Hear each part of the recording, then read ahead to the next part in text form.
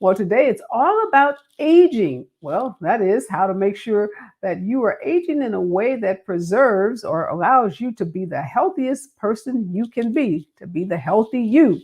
We're going to be talking about some new anti aging medications that can reverse or at least slow down the process of aging that is responsible for some of the conditions and diseases that we typically associate with the aging process.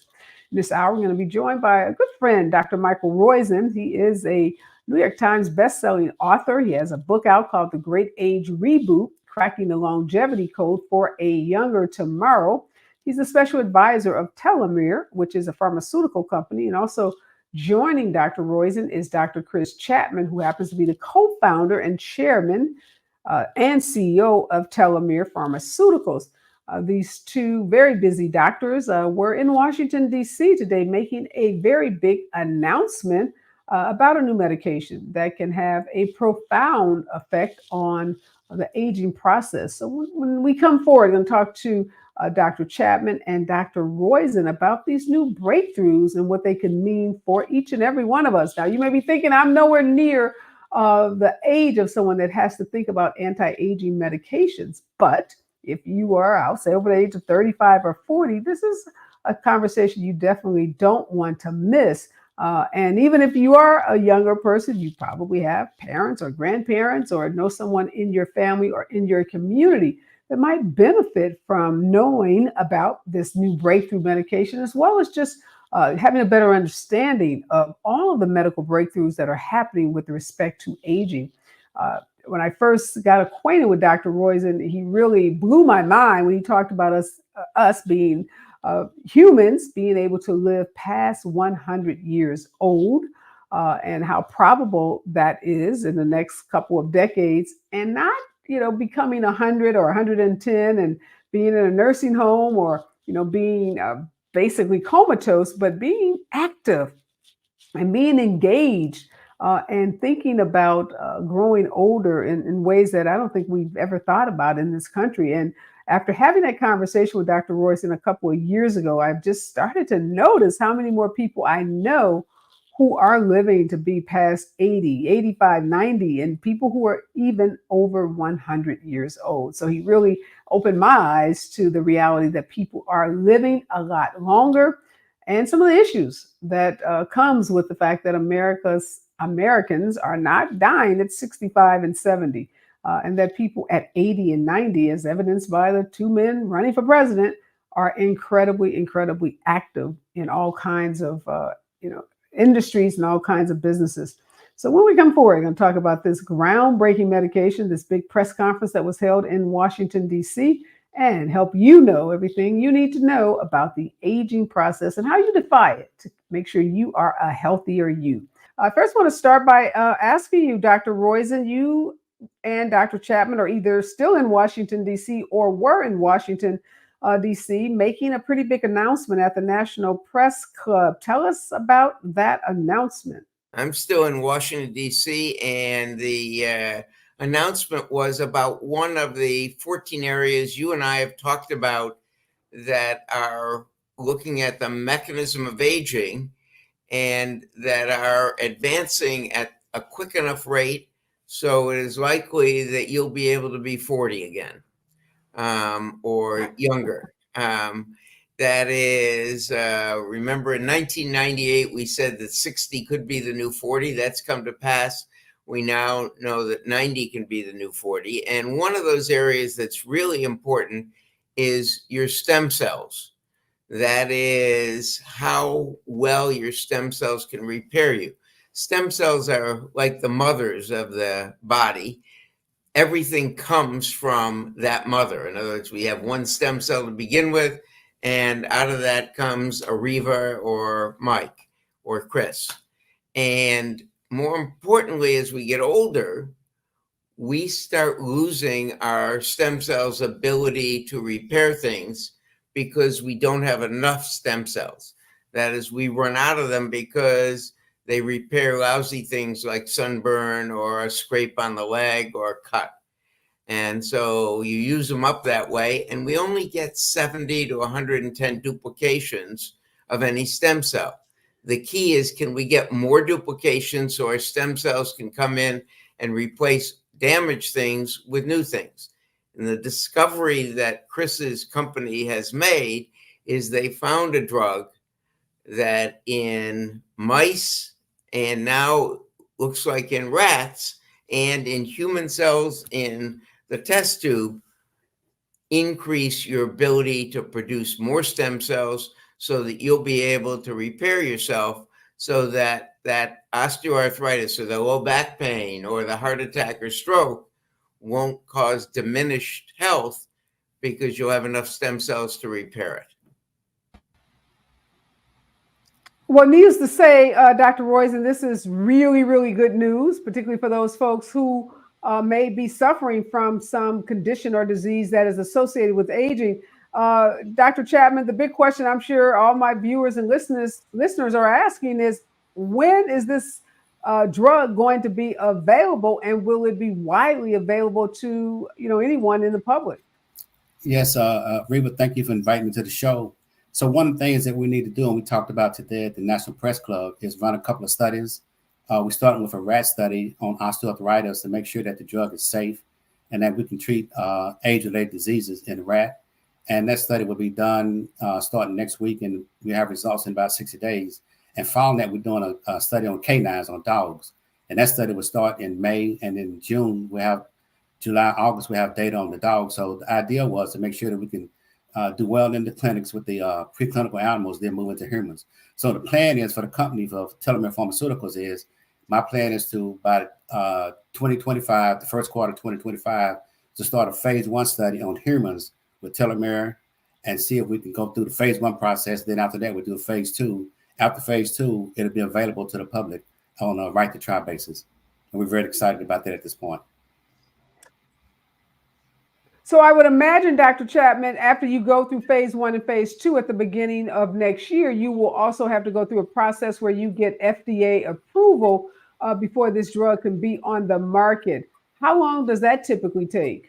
Well, that's exactly right. So it would take, this to start from the beginning, it'd take 1.5 years to do tox work. We've done half of that. So by the time we get to the second quarter of 2025, for the phase 1, we expect to do a phase 1, phase 2 combined, which will take about 45 humans in that study. That may last about 1.5 years. And then after that, we need to do a phase 3, which is a long-term study of about 1,000 patients to see whether the drug is safe in different arenas. And one of the things that we plan on doing is not only running studies in the United States, we're going to run studies in Europe. So we have a patient study in the United States of 1,000 patients and 1,000 in Europe, so we can finish the study earlier. And we think by the early 2026, we should be moving towards approval with the Food and Drug Administration, if there are no safety issues with the compound. And thus far, it's been pretty safe. Wow, incredible. Dr. Roizen, I'm thinking about Ozempic. And the reason I'm thinking about Ozempic is because Ozempic is, touted as a breakthrough drug for obesity. Folks are using it who aren't necessarily obese. It's a drug for diabetes. But one of the big complaints about Ozempic is its cost, that it's not covered by some of the public health insurance plans, and people have to spend $1,000, if not more, dollars for the pen, the Ozempic pen.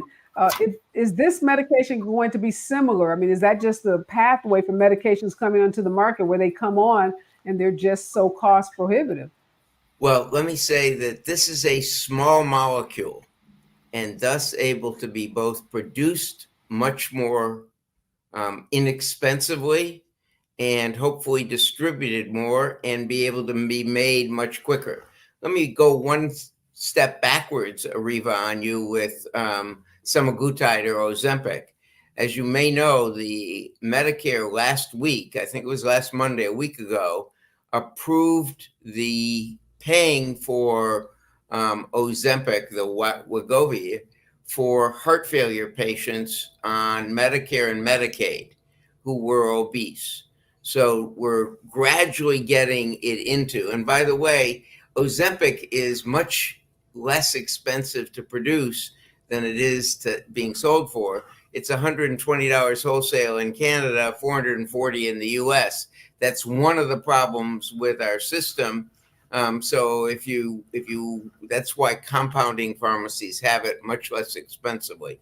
But this is very different from that. That's a big protein or a bigger protein that's tougher to manufacture. This is a small molecule. So Chris can probably answer how inexpensive it will be, but the goal of this, and we've set up, quote, a Georgetown group to look at access, to look at the, if you will, the equity issues relating to it.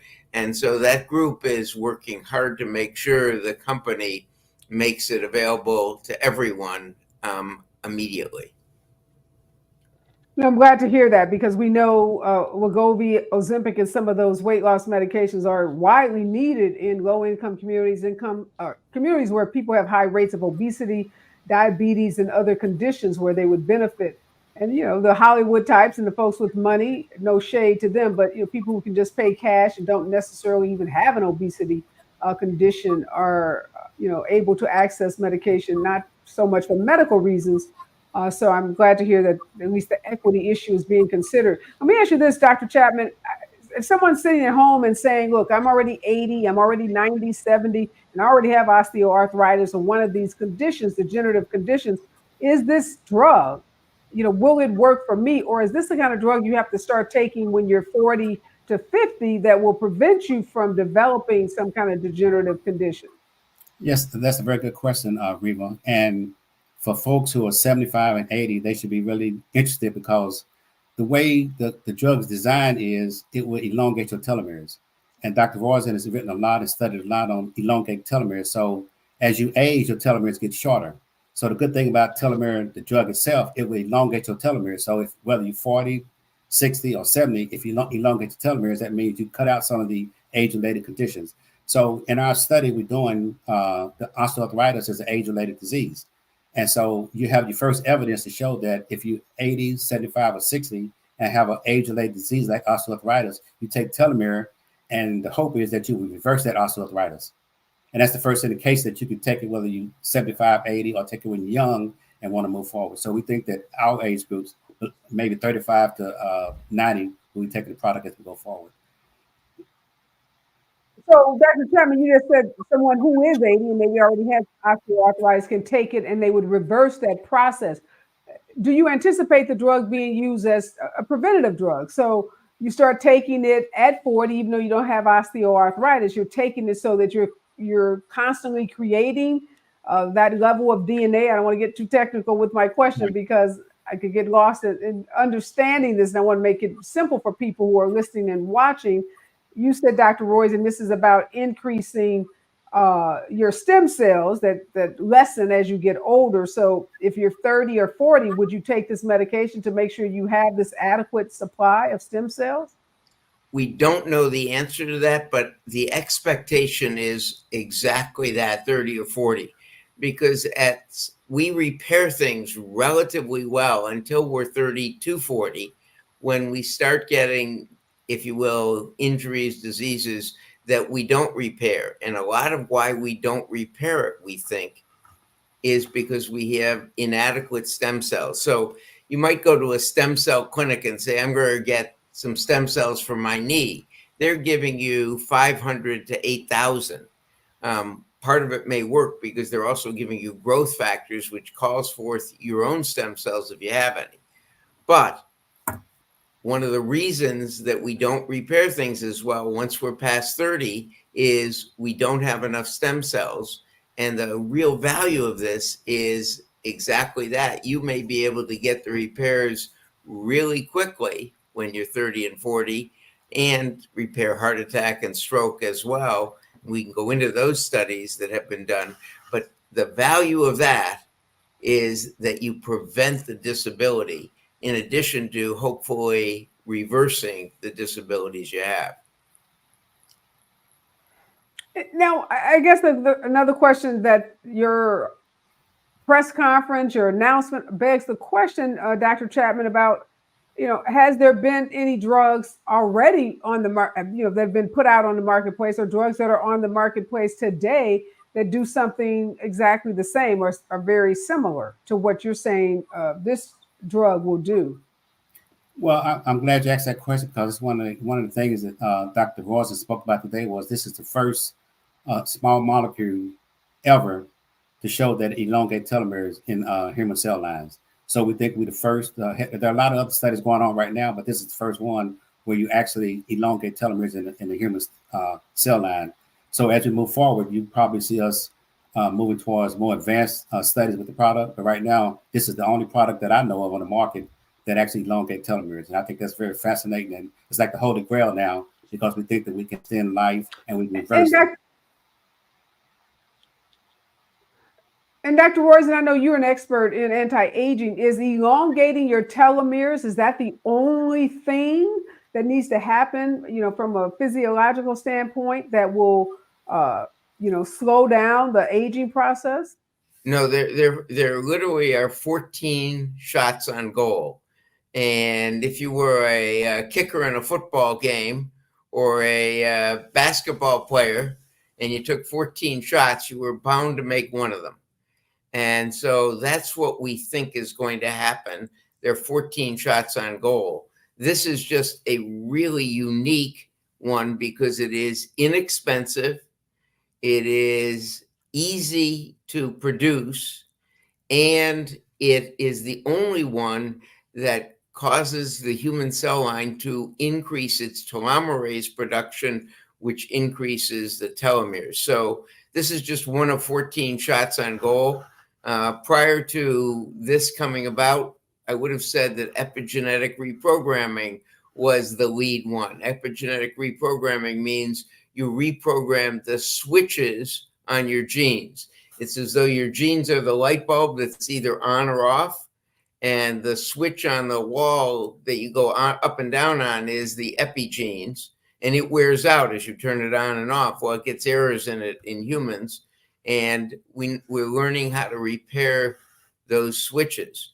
So all of these 14 areas are moving very quickly. Question was, what can folks do now? So 2025 is not that far off, but we know sometimes medications can be delayed. They may not come out as anticipated because of any number of things that can happen. But there are a lot of folks who are wondering what they can be doing now. And is there a way to reverse things that older Americans may be experiencing? Like we know some people, as they get older, may have congestive heart failure or other conditions that cause swelling in their extremities. So, for example, if you are an elderly person and you have that condition, is there anything that you can do, any medication on the marketplace, or anything that can reverse that kind of condition? Well, let me first, Areva, go and say, how do you prevent that? The most important things are to know 6 numbers and 2 other things. The 6 numbers, know your blood pressure and get it below 125 and below 85. African Americans, Black people are, if you will, get bad genetics on this. So if you, by age 85, 85% of Black people have high blood pressure, as opposed to about 82% of Caucasians and 67% of if you will, the Chinese race. But, so it's really important, know your blood pressure and know your LDL numbers. Now, LDL is the lousy cholesterol. We want it below 70. And there's a compounding effect of both of those. In the first, let's just say you had a LDL of 140 and you reduced it to 70. First 10 years, it's about a 3 to 6% benefit. By year 30 to 40, it's a 30 to 50% benefit. So just like savings compound, so do health choices. The third one is your fasting blood sugar. You want it under 100. Fourth one is your waist to height ratio. Waist is, you measure it with a tape measure around the belly button with you sucking in. You want it less than half of your height. Fifth one is no cotinine, no tobacco end products in your urine. And the sixth one is doing stress management. The +2 are see a primary care provider once a year to get those numbers and to get them coached to normal, and immunizations up to date. The reason you want immunizations up to date is the flu. All of the other diseases are very inflammatory, and cause you inflammation, which we think is a leading cause not only of osteoarthritis, but of brain dysfunction, heart dysfunction, etc. Getting your immunizations every year from 50 to 60, just the flu shot, decreases all causes of death by 35% over the next 10 years. It's amazing how it decreases inflammation. Now, let's take the specific case. So someone's got thick, big ankles because, and usually that's because of retaining water. One is to talk to your doctor and a dietitian, and they're paid for now in Medicaid and Medi-Cal to look to make sure you're not getting too much salt and to substitute potassium salt for sodium salt.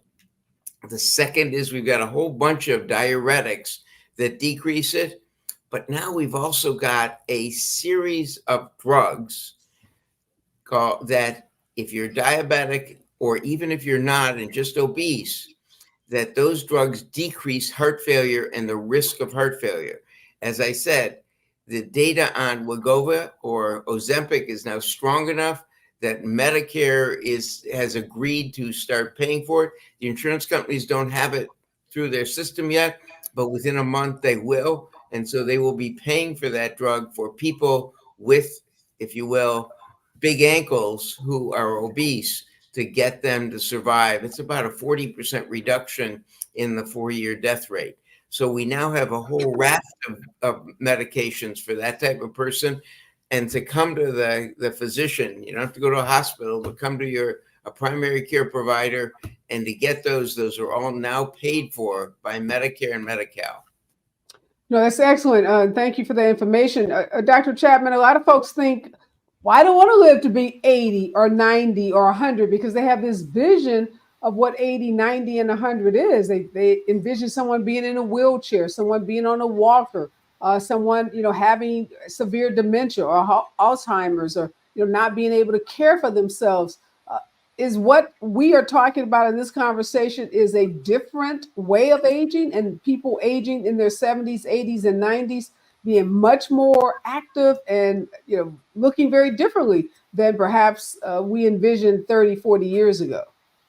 Yes, and we think about the quality of life, and actually, when you I think we said today, Mike, that the 90 is the new 65 or 70. So before we thought that you age to 70, 80, 90, but now if you're 45 or whatever, then you should feel like when you're 80 that you're still 45 or 35, something like that. So if we can be healthy and take the right medication, get the immunizations, do good exercise, then you can age healthy and have better quality of life. And I just want to go back and mention one thing about the reason the company is so excited about having Dr. Roizen on board is because in 2009, a friend of his developed the Nobel Prize for telomerase, which is the enzyme that stimulates elongation of telomeres. So what we discovered in our research just in the last month or so, that telomere 1 actually modulates telomerase, and telomerase is the enzyme that got the Nobel Prize that stimulate modify the telomeres so they're longer. So that's a big breakthrough that we talked about today in at the press club. Wow, that's incredible. And Dr. Roizen, you and I have had this conversation before. Dr. Chapman just said, 90 is the new 60, the new 65. Why do you think we continue in this country? 90 can be the new 40. I want to make sure. We now know 60 is the new 40. You're able to reduce your rate of aging such that if you're 60, you can be physiologically 40 by doing healthy choices, such as those, if you will, 6+2 we just talked about. Okay, fantastic. So 90 will be the new 40. There's so much ageism in our country. We're seeing it played out in this presidential election where both of the candidates are Donald Trump is near 80 and Joe Biden is, just a little bit over 80. And there's this notion, even among some older people, that, at 79 and 80 years old, you're not capable of doing a job as stressful as, being the president of the United States. Now, on one hand, the president of the United States has every possible amenity that you can think of: private doctors, private planes, chefs, trainers, everything that makes their lives easier. But there is still this notion that 80 is old and you should be sitting in a rocking chair. You should be playing with your grandchildren. You shouldn't be making, major decisions. Help us understand why we've got to change the way we think about people who are over the ages of 50 and 60. Yeah, the key point is you can be physiologically a lot younger. But let me go over one different point, and we have all the data through Barack Obama. We don't have it because Trump didn't give us any data after that. But for every year you're president, you age 2 years. And that went through Clinton, and you could see it with Barack Obama with the color of his hair changing relatively quickly. I mean, it happens. The stress of the presidency is a huge job. So do I think that the experience and knowledge these people have, don't let them do it? No, the toughest thing is if you can make it through a campaign. The presidential campaign has to be the most stressful, exhausting thing. If they can make it through, they can make it through the decisions. But one of the things you fear is that if Biden goes from 82 to 86, he's really 8 years older than that. He's 94 because the presidency does age you. Now, on the other hand, he's done some healthy things. I don't know if all of his numbers are controlled and have been for a long while. And he works out and eats relatively healthily. Not when he's doing kissing babies and such, but and eating at ice cream parlors. But other than that, he eats relatively. So he's probably physiologically 10 to 15 years younger than his chronologic age. The stress of these 4 years has probably made him 8 years older. So maybe he's only 76 or something physiologically. But in any case, the whole point is that 76 can be 56 or can be 96, and a lot of it is your choice. Now, we're going to hopefully with the Chris Chapman's drug and discovery of this company, we'll all be able to be much younger. And if not from Chris, maybe from someone else's. But that's the real hope. Yeah, I love that. 76 is 96 or 56. You choose. All right, Dr. Roizen, a lot of folks are excited, I'm sure, about the prospect of 90 being the new 40, the new 50. Those folks who, again, feel like they've lived a pretty healthy life, they've done some of the things you talked about, kept their blood pressure under control, managed their cholesterol, are, seeing their doctors regularly. Is there any other medication? We hear a lot about supplements and vitamins and other things that help keep you vibrant, keep you younger. Are any of those recommended by you? Well, let me go and say the most important thing, managing stress. Second most is nutrition choices, food choices, portion size, time of eating. Third is physical activity. Down the list are 17 supplements or small molecules that have been shown to have substantially more benefit than harm. So simple one, especially for African American Black folks, is vitamin D, because the melanin in the skin prevents the absorption even when you live in Los Angeles. So vitamin D is really important at partitioning calories into muscle rather than into fat. So important at maintaining your weight as well as everything else. Then a multivitamin, half a multivitamin twice a day. DHA, which is known as fish oils, but it's a specific fish oil. DHA omega-3, 1,100 milligrams a day. CoQ10, 200 milligrams a day. So I'm rattling off a bunch of them. They're on our website at longevityplaybook.com. They're in the Great Age Reboot book, but I'll keep going for if people can record it or hear the playback on this. So one of the best for preventing osteoarthritis, it's the only disease modifying one we know of, is avocado soybean unsaponifiable, sold in Europe as Priscaline, very few side effects, a lot of benefit. Calcium, 600 milligrams a day, magnesium, 400 milligrams a day.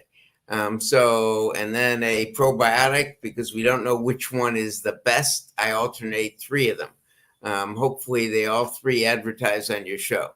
The point is there are about 17 that have more benefit than risk. Spermidine is another one that very few people know, but if you eat enough nuts, you don't need spermidine. Um, Extra virgin olive oil, half a tablespoon a day. It decreases breast cancer risk as well as heart disease, stroke, and memory loss. So there are a lot of these that have more benefit, but they're relatively small. Taken all together, they might be 6 years for all 17 of them, as opposed to just walking 10,000 steps a day and doing muscle building 20 minutes a week is about a 8-year effect. Wow. Dr. Chapman, and thank you, Dr. Roizen, for pointing out what some of these conditions look like in African Americans. So, Dr. Chapman, how much of this information is readily being made available to African Americans, Latinos, other individuals, folks who live in low income communities, marginalized communities? Because I know when I talk to people about what I've learned over the last couple of years from Dr. Roizen, I get a lot of weird looks, a lot of weird, reactions, and people don't seem to be knowledgeable or, really as informed about this whole concept that we are living literally to be 90 and 100 years old, and doing so in ways and looking and functioning in ways that we couldn't have even thought about 30 or 40 years ago. So is there an information gap that's happening here?